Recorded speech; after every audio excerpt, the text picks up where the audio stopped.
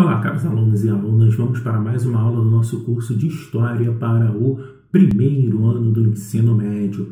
E na aula de hoje a gente vai falar sobre a escravidão no Brasil colônia.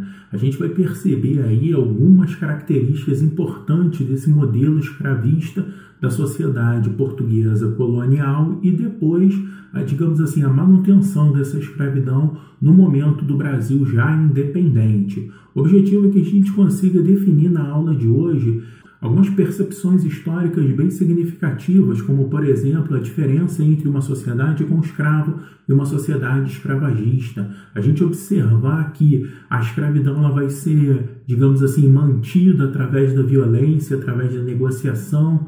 A gente vai também observar a respeito aí da representação do que era o Quilombo e principalmente do Quilombo dos Palmares e alguns dos seus principais líderes e personagens históricos extremamente fundamentais para o nosso país. Então, vamos à aula?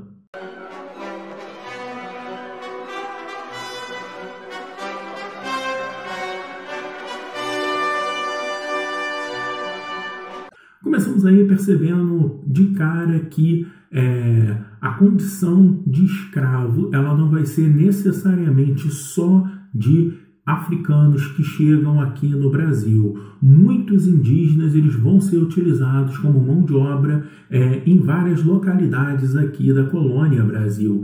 E algumas dessas localidades, principalmente onde não tinha um investimento direto da coroa portuguesa. Se a gente levar em consideração aonde a coroa portuguesa investia mais pesadamente para explorar as riquezas do Brasil, nesse momento colonial vai ser na região do Nordeste da colônia e depois na região aqui chamada Sul da colônia, que seria o Sudeste hoje, com a descoberta do ouro na região de Minas Gerais. Então, é nesses locais específicos, no primeiro momento no Nordeste, no segundo momento na região de Minas Gerais, onde você vai ter a escravidão africana em larga escala. Fora dessas localidades, não havia um investimento tão pesado da coroa portuguesa, e assim você vai ter a possibilidade real fazer os indígenas como escravos. Eu sei que você deve estar perguntando, mas professor, você não poderia escravizar o indígena? Haviam os jesuítas que diziam que o índio deveria ser catequizado. Ora, mas também você deve lembrar que existia a chamada guerra justa. Aquele índio que não aceitasse a catequese, ele poderia ser escravizado, para que na condição de escravo fosse obrigado a aceitar a fé católica e, obviamente, ter a possibilidade de ir para o reino dos céus. Pelo menos essa era a justificativa para você escravizar o índio. Na prática, vai ser uma ideia de mercado. Havia necessidade de mão de obra, a mão de obra escrava africana vai ser num custo muito elevado e em determinadas localidades você não tem sequer essa possibilidade. Então, a utilização da mão de obra indígena vai ser colocada no Brasil em larga escala, diferente do que muitas das vezes a gente fala que o índio não foi escravizado. Não, o índio foi escravizado sim e em larga escala. Mas falando propriamente aí da escravidão africana, existe um fator significativo para a gente entender esse modelo escravista no Brasil, que é o comércio de escravo. Assim como aquilo que se produzia aqui no Brasil era de extrema importância para o mercado europeu, para que Portugal vendesse esses produtos produzidos aqui na colônia, o comércio de escravo também era uma grande justificativa para a produção da colônia. Ou seja, você lucrava tanto quanto, em algumas situações até mais, com o comércio de escravos do que propriamente com a produção colonial. É claro que num primeiro momento você tem uma demanda de mercado dentro da Europa para cana-de-açúcar, no qual o preço da cana vai lá nas alturas. Mas já com o passar do tempo, já com uma concorrência maior da cana-de-açúcar e um certo declínio da produção, a gente vai observar que o comércio de escravos, em muitas das ocasiões, vai ser ainda mais lucrativo do que propriamente a produção da cana-de-açúcar aqui na colônia Brasil. E como que era mantido essa escravidão? A gente deve observar que há um período, digamos assim, da legalidade. Os primeiros escravos começam a chegar aqui formalmente organizada através do governo geral. Então, por volta de 1533, 1534, você começa a chegar as primeiras levas de escravos africanos para cá, para a colônia, e a escravidão vai ser mantida até 1888, ou seja, um período de tempo muito grande, mais de 350 anos de escravidão. E como é que era mantido essas pessoas na condição de escravo? É claro e obviamente que o uso da violência tão enaltecida, digamos assim, colocada como referência histórica, vai ser uma base estrutural para esse sistema. Era um sistema extremamente violento. A violência era uma violência física extrema, mas também era uma violência psicológica, no qual você ameaçava de diversas formas de castigos aquelas pessoas. Também para manter essa escravidão, a gente vai observar, além desses castigos físicos e psicológicos, havia possibilidade de negociação entre os senhores e os escravos. E essas negociações elas tinham situações extremamente variadas. Entre outras coisas, a possibilidade de festas, batuques, roda de capoeira, possibilidade de casamento entre os escravos. Isso mesmo que você ouviu, o casamento entre os escravos. Era raro, mas existia essa possibilidade. Alguns capelões poderiam fazer casamento coletivo entre os escravos.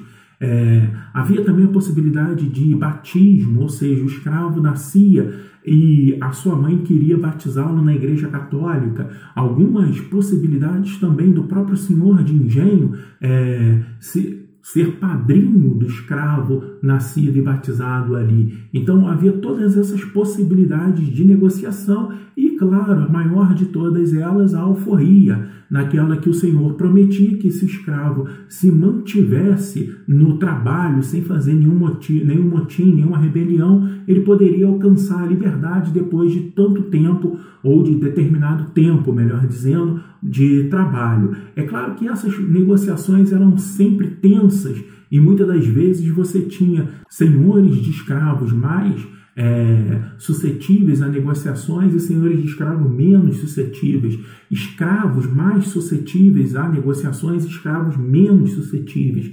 Entre as possibilidades de negociações, inclusive, havia possibilidade de você constituir uma família, ter uma casa separada, fazer uma pequena roça para alimentar os seus filhos. Haviam essas possibilidades. Ainda que essas possibilidades fossem, em grande maioria, exceções à regra, mas é importante a gente citar que a escravidão vai ser mantida não só através da violência, que aconteceu, houveram diversos senhores de escravos sádicos que colocavam o castigo físico às últimas consequências. Isso de fato aconteceu, e na maioria dos casos a manutenção da escravidão vai ser dessa forma violenta, mas também vai haver possibilidade de negociação. Entrando aí mais na resistência à escravidão, os escravos eles poderiam, entre outras coisas, diminuir a produção, fazer motins, perceber qual era a realidade ali da fazenda e, numa ideia de certa vulnerabilidade do senhor, eles poderiam fazer motim, se rebelarem, matarem o senhor ou propriamente fazer fugas. Outras possibilidades seriam os abortos, que muitas das vezes aconteceram, as mulheres escravas que, entre outras coisas, eram violentadas também pelos seus senhores, eram muitas das vezes utilizadas como escravas sexuais.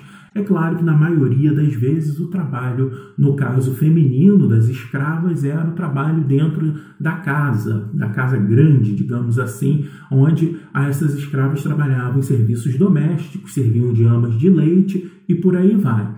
A última opção aí de resistência à escravidão era propriamente o suicídio. As pessoas que não aceitavam aquela condição desumana, no qual você perde todas as suas referências de humanidade, eles acabavam se suicidando. E é bom, nesse momento, refletir aqui sobre o caráter desumano dos escravos, Porque quando a gente observa, e é bom a gente sempre lembrar desses detalhes históricos que fazem toda a diferença na construção da narrativa histórica ao se falar de escravidão aqui no Brasil. É você lembrar que a pessoa era retirada não só o seu habitat, como era retirado dela a sua cultura, a sua língua, a sua religiosidade, a sua organização social. Portanto, havia toda uma estrutura de negar a humanidade a essa pessoa que chegava aqui na condição de escravo e muitas das vezes era visto e tratado como menos do que um animal. Então, é essa a percepção que a gente deve pensar. Não era fácil a situação do escravo e muitos deles acabavam sim se suicidando para não vivenciar aquela situação tão terrível de desumanidade que era a escravidão. Falando dos quilombos, que eram o local de resistência à escravidão mais significativo de todos, eram locais de resistência que abrigavam escravos fugidos, mas não só escravos. Haviam ex-escravos, pessoas pobres, em alguns casos até pequenos bandidos e tudo mais, e numa concepção de liberdade. E é bom frisar isso. O quilombo essencialmente era um local de liberdade. Assim, os escravos que estavam ali viviam em liberdade. É claro que o modelo de se organizar ali dentro do quilombo era um modelo que refletia muito a cultura e a forma de organização social que eles tinham dentro da África. E nesse sentido é bom também a gente observar que haviam situações onde você precisava trabalhar para o bem da comunidade.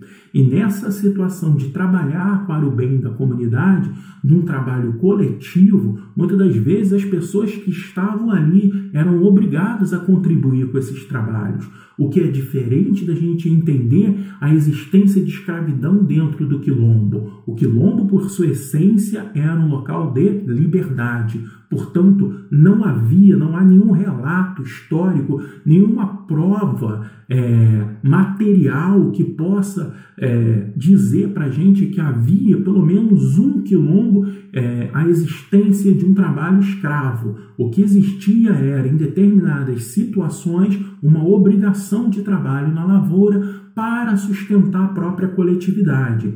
E aí a gente deve frisar que há uma diferença significativa entre uma sociedade com escravos e uma sociedade escravista. Eu tentei deixar o mais claro possível para vocês que não havia escravidão dentro dos quilombos. Mas muitas das vezes a gente vai observar uma narrativa histórica que quer, digamos assim, mudar a forma de você apresentar a história com interesses obscuros, digamos assim.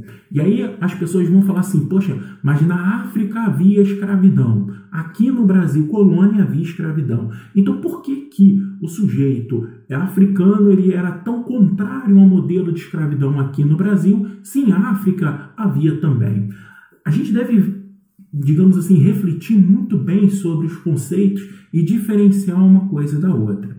O primeiro conceito, eu queria apresentar para vocês que uma sociedade com escravo é uma sociedade que você vai encontrar principalmente durante o período da antiguidade em quase todos os locais do planeta, seja ele na Europa, na África, aqui na América,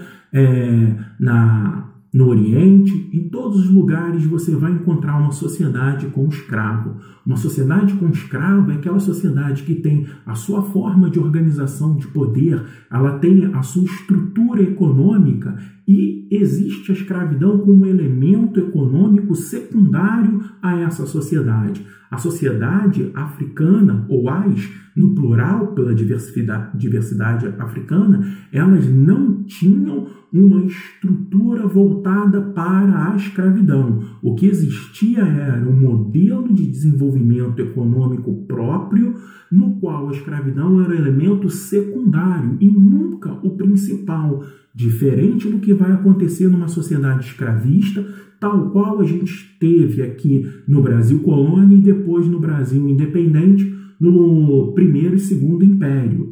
Aqui no Brasil, a gente teve uma sociedade pautada e estruturada para com a escravidão. Ou seja, a escravidão era o cerne da sociedade brasileira e da sociedade colonial aqui no Brasil. Era a partir da escravidão que tudo se estruturava. As relações de poder, as relações econômicas, tudo tinha por base a escravidão.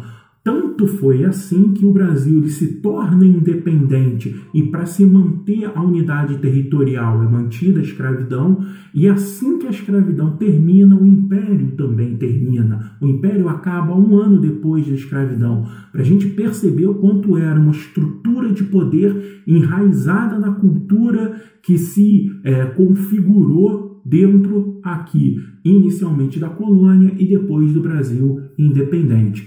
Portanto, vamos voltar à situação do quilombo. Não havia escravidão no quilombo, havia em determinados momentos um trabalho obrigatório para que todos vivessem ali em comunidade, haviam lideranças, essas lideranças não eram uma liderança tal qual a gente imagina, como um rei ou um imperador, eram lideranças muitas das vezes voltadas para o sujeito que era mais habilidoso na arte da guerra e da resistência, e também não havia uma liderança única, haviam diversas lideranças, diversas localidades que eles chamavam de mocambos, onde você tinha algumas lideranças. E essas lideranças, em situações atípicas, muitas das vezes para se proteger, se organizavam, montavam um exército para lutar contra aqueles que tentassem invadir os quilombos.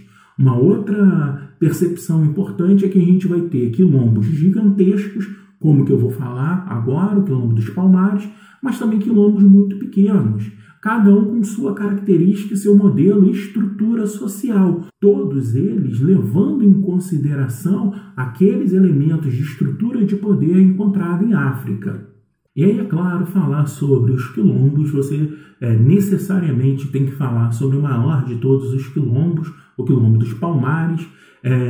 A data as primeiras organizações quilombolas, ela vai variar bastante. Eu apresento ali uma data de 1580, mas essa data varia, e uma data de término de 1710, ainda que a historiografia apresente que a batalha, derrocada final de Palmares seria em 1694 e depois em 1695 com a própria morte de Zumbi, que eu vou falar dele daqui a pouco, mas ainda há relatos de alguns desses mocambos sendo mantidos até 1710.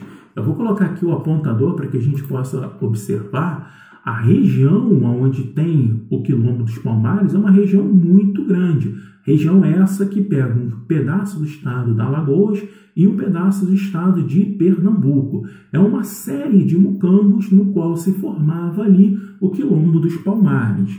Ele vai chegar a abrigar no auge da sua população 20 mil pessoas organizadas em vários mocambos. Cada mocambo vai ter o seu líder, a sua organização, a sua estrutura social, e esses líderes em algum momento vão se juntar e vão ser organizados por um líder maior. Esse líder maior, houveram 2 grandes líderes de muito destaque, que são eles o Ganga Zumba, que eu vou apresentar para vocês agora, e o Zumbi.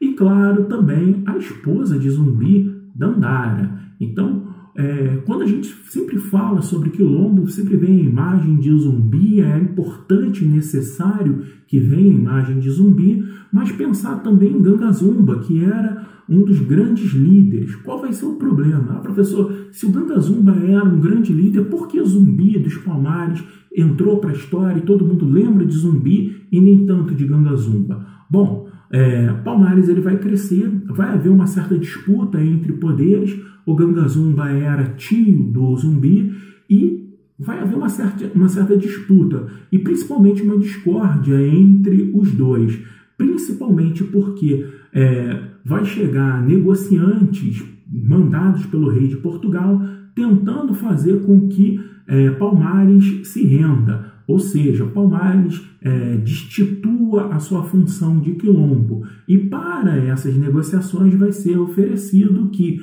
as pessoas que ali nasceram em Palmares seriam libertas e que eles não deveriam mais aceitar nenhum tipo de escravo fugido. E aqueles que eram escravos e foram para lá deveriam ser reconduzidos à condição de escravo. E nesse sentido, o Gangazumba vai ficar propenso a aceitar esse termo de rendição, porém Zumbi não. E aí onde entra Dandara em torno disso tudo? Uma parte fundamental, porque Dandara é a esposa de Zumbi. Dandara vai ser a pessoa que vai organizar mais socialmente, enquanto Zumbi foi um grande líder, guerreiro, voltado diretamente para o embate, para o combate, a parte de organização social, a parte mais política, digamos assim, de Zumbi, fica na mão de Dandara, e era também uma característica da própria cultura africana, que em muitos dos casos era uma cultura matriarcal, onde o poder estava voltado para a mulher. Então Dandara tem uma função política extremamente importante dentro de Palmares. E nessa disputa acaba que Gangazumba acaba morrendo, os próprios grupos contrários dentro de Palmares acabam matando Gangazumba, e Zumbi mantém a ideia de resistir ao máximo. Daí que quando a gente fala em resistência, sempre se fala sobre Zumbi dos Palmares. E como viviam na prática ali as pessoas dentro de Palmares? Eles vão viver de uma agricultura de subsistência, vão desenvolver uma sociedade coletiva, reproduzindo, na verdade, modelos africanos. Então, a ideia que eu já apresentei para vocês, muitas das vezes o excedente produzido dentro de um quilombo, e não era característica só de Palmares, de vários outros, eram vendidos para as cidades.